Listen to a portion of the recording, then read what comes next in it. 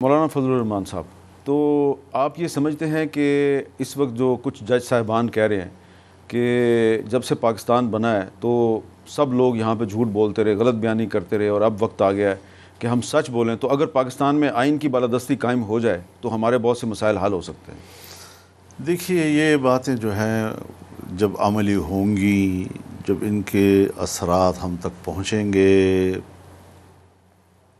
کون جیتا تیرے زلف کے سر ہونے تک، تبھی ہم اس کی تصدیق کر سکیں گے۔ مشکل یہ ہے کہ آئین کچھ کہتا ہے، فوج کے بارے میں بھی، عدلیہ کے بارے میں بھی، اور ہو رہا ہوتا ہے کچھ اور پھر اگر آپ اس پر اعتراض کرتے ہیں تو کہتے ہیں آپ نے فوج پہ کیوں تنقید کی، آپ نے عدلیہ پہ کیوں تنقید کی، اس پر تو آئین کے تحت اگر تنقید کی جائے تو اس پر یہ سزا ہے، وہ آرٹیکل 19 جو ہے اس میں 5-6 پابندیاں ہیں۔ وہی عرض کر رہا ہوں نا، تو وہ کام نہ کریں نا جس کے اوپر تنقید ہو سکے، ذرا وہ بھی احتیاط سے کام لینا۔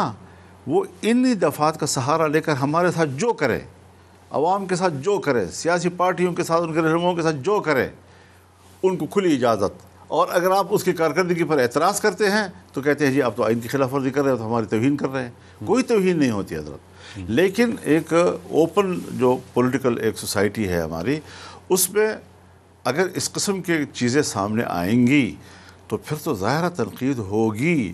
فوج کا سیاست میں آنا حرام ہے، حرام آئین کی، تو یہ تو آج DGI-SPR نے بھی کہا ہے، فوج کا سیاست میں آنا حرام ہے۔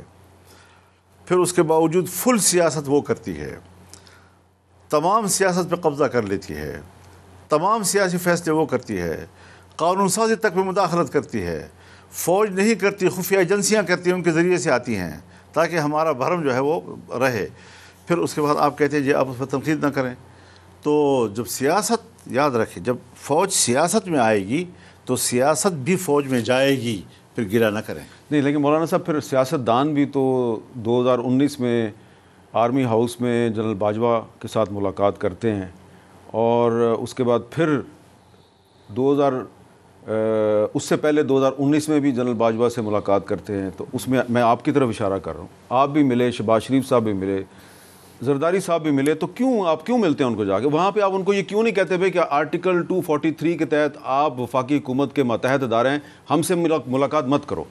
لیکن یہ بچے ہیں جو ہم نے اس کو سکھانا ہوتا ہے کہ ایک دفعہ اس طرح اس میں یہ لکھا ہوا ہے، خود ان کو کوئی عقل شعور نہیں ہے۔ وہ آپ کو سامنے بٹھا کے کہتے ہیں تحریکت میں اعتماد واپس لو، آپ کہتے ہیں ہم نے ان کی تجویز کی حمایت نہیں کی، اور آخر وقت تک نہیں کی ہے۔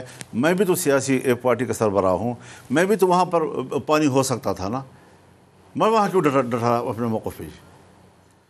مجھے بھی ملے ہیں، ایسا نہیں ہے کہ نہیں ملے، لیکن یہ ہے کہ اگر میری فوج ہے، پاکستان کی فوج ہے، وہ کسی معاملے پر بات کرنا چاہتی ہے تو میں کوئی انڈیا کے سربراہ سے تو نہیں مل رہا، فوجی سربراہ سے، میں کوئی برطانیہ کے فوجی سربراہ سے تو نہیں مل رہا، لیکن بات وہ کروں گا جو میرے ضمیر کے مطابق ہو، اور اگر انہوں نے آئین کی خلاف ورزی کی ہے تو پھر منہ پر جو کہنے والا ہے وہ فضل الرحمان ہے۔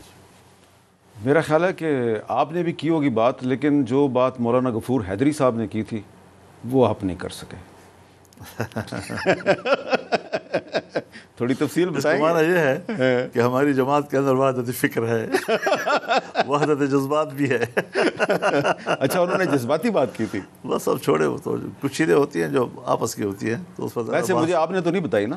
میں نے نہیں بتائی آپ کو، ایک بات اس میں کوئی شک نہیں، یہ نہ کوئی سمجھے کہ آپ نے کہاں سے آپ کو پہنچی ہے، لیکن بہرحال کیونکہ وہاں پہ آپ دو کے علاوہ آپ کی پارٹی کا ایک تیسرا آدمی بھی تھا، ہے جی۔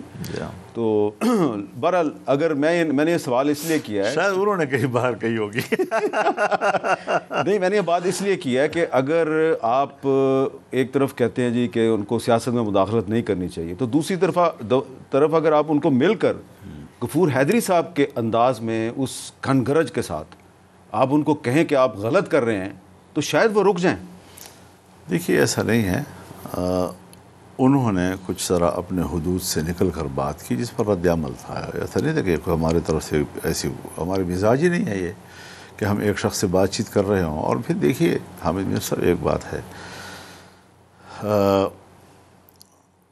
اگر ہمارا سنجیدہ الزام ہو کہ بھئی الیکشن میں ساری دھاندلی آپ نے کی ہے، تو پھر ان سے بات نہیں کریں گے تو کس سے کریں گے؟ انہی سے کہیں گے نا کہ بھئی آپ نے زیادتی کی ہے۔ تو کیا وہ یہ کہہ سکتے ہیں کہ فضل الرحمان نے ہماری ملاقات میں کہا کہ نہیں آپ تو بڑے اچھے لوگ ہیں، آپ نے ٹھیک ٹھاک کام کیا جی؟ وہ یہی کہیں گے کہ انہوں نے کہا کیوں میں نہیں مانتا اس چیز کو؟ وہ میں نے جو باتیں کی ہیں وہ سب ان کے ریکارڈ پہ ہیں، اور شاید کل وہ کتاب لکھیں گے تو اس میں لکھ بھی لیں گے وہ شاید. لیکن اس میں شاید وہ یہ نہ لکھے کہ انہوں نے آخر میں آپ کو پرفیوم کا گفٹ کیا اور آپ نے وہ استعمال نہیں کی، کسی اور کو دے دی. پتہ نہیں کون آپ کو یہ باتیں پہنچاتا ہے. اچھا، اب آخر میں یہ بتائیں کہ جو آپ کی یہ جو تحریک ہے، آپ کے ملین مارچ ہیں، اس کے حوالے سے ایک عام تنقید یہ کی جا رہی ہے کہ مولانا فضل الرحمان صاحب جو ہیں ان کے ساتھ تو دھاندلی ہوئی ہے خیبر پختونخوا میں، اور خیبر پختونخوا میں ان سے جیتی ہے تحریک انصاف، تو ان کو احتجاج تحریک انصاف کے خلاف کرنا چاہیے، لیکن وہ الیکشن کمیشن کے خلاف اور اداروں کے خلاف احتجاج کر رہے ہیں. یہ سوال میں بھی سن رہا ہوں، لیکن یہ ایک سکڑا ہوا دماغ نہیں ہوتا جی، سکڑا ہوا دماغ جی، جو ہمیں بہت چھوٹے نقطوں پہ سوچتا ہے، اور جس کے سوچ کا ظرف اتنا نہیں ہے کہ وہ پورے ملک کا احاطہ کر سکے. وہ ابھی تک بھی شاید ہماری پالیٹکس کو نہیں سمجھے جی، اور وہ سمجھتے ہیں کہ جی ہم کوئی پاکٹ پالیٹکس کر رہے ہیں جی. دیکھیے اس وقت بھی ہم خیبر پختونخوا میں ہی آ رہے تھے نا، لیکن پھر میں نے کراچی میں جلسے نہیں کیے، سکھر میں نہیں کیے، میں مظفر گڑھ میں نہیں کیا، تو ڈیرہ لیار بھی کیا ہم نے، کوئٹہ میں کیا، بہت سی جگہوں پہ ہم جلسے کرتے رہے. اور اس کا یہ مطلب بالکل نہیں ہے الیکشن جب ہوتا ہے حضرت، اگر ایک قومی اسمبلی کے الیکشن میں بھی داندھی ہو جائے تو وہ پورے ملک کی داندھی کہلاتی ہے. اگر ایک صوبائی اسمبلی کی سیٹ پر بھی داندھی ہو جائے تو پورے صوبے کی داندھی کہلاتی ہے. لہٰذا یہ کہنا کہ یعنی یہ جو ہمیں بالکل لوکلائز کر دیا گیا ہے کہ ہر شخص اپنے لوکل ایجنڈے کے اوپر ہی بات کرتا ہے، اپنے ضلع کی، اپنے حلقے کی، اور اسی کا رونا، تو یہ میرے خیال میں وہ قومی سطح کی سوچ کی عکاس نہیں ہوا کرتی. ہمیں بڑے کھلے دل کے ساتھ ملک کے حوالے سے سوچنا ہے. اگر کراچی کے لوگوں کے ساتھ، اگر سندھ کے لوگوں کے ساتھ دھاندلی ہوئی ہے، مجھے اس کی بھی آواز اٹھانی ہے. اگر بلوچستان کے لوگوں کے ساتھ دھاندلی ہوئی ہے، مجھے اس کی بھی آواز اٹھانی ہے. اگر پنجاب کے لوگوں کے ساتھ ہوئی ہے، مجھے اس کی بھی آواز اٹھانی ہے. یہ غلط بات ہے کہ میں صرف یہ تو میرے موقف کو کمزور کرنے کی ایک شعوری کوشش ہے کہ میں تو ڈی اے خان میں آ رہا ہوں تو شاید میں ڈی اے خان کے حوالے سے بات کروں. تو اس قسم کی سوچ کا حامل میں نہیں ہوں جی. میں نے پہلے بھی جرنلوں پر بھی واضح کر دیا تھا کہ مجھے کہا گیا کہ آپ سینٹ کے چیئرمین بنیں، آپ سینٹ کا رکن بنیں. میں نے کہا میں یہ لڑائی نہیں لڑ رہا. آپ مجھے یہ سینٹ کا چیئرمین بنانے کی آفر آپ کو پچھلے دور میں ہوئی جی، اور میں نے نہیں مانی باجوہ صاحب کے دور میں. ہاں میں نے نہیں مانی، اور پھر یوسف رضا گیلانی صاحب آ گئے میدان میں.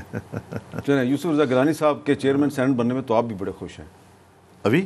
ہاں حضرت میں بڑے لوگوں کا احترام اور ان کا بڑے مناصب پر فائز ہونا، اس پر کبھی بھی میں نہ حسد کرتا ہوں، نہ اس کے حوالے سے میں کوئی، لیکن ایک ہے کہ اصولی طور پر کوئی چیز ٹھیک ہے یا نہیں، اپنی جگہ پر ہے. اور یوسف رضا گیلانی صاحب کے ساتھ ہمارے بڑے خاندانی تعلقات ہیں، اور بہت پرانے خاندان، والد صاحب کے زمانے سے ان کے والد صاحب، ہمارے والد صاحب ملتان کے رہنے والے ہیں ہم سارے. تو وہ جو عزت و احترام کا ایک رشتہ ہے جو وہ تو ہم سیاست میں ہم اس حوالے سے قدامت پسند ہیں. نوزاد صاحب فرماتے تھے کہ شخصی تعلقات کے حوالے سے ہم قدامت پسند ہیں. ٹھیک ہے. تو یہ جدید سیاست جو ہے نا، جو ہم پہ اثر انداز نہیں ہوا کرتی.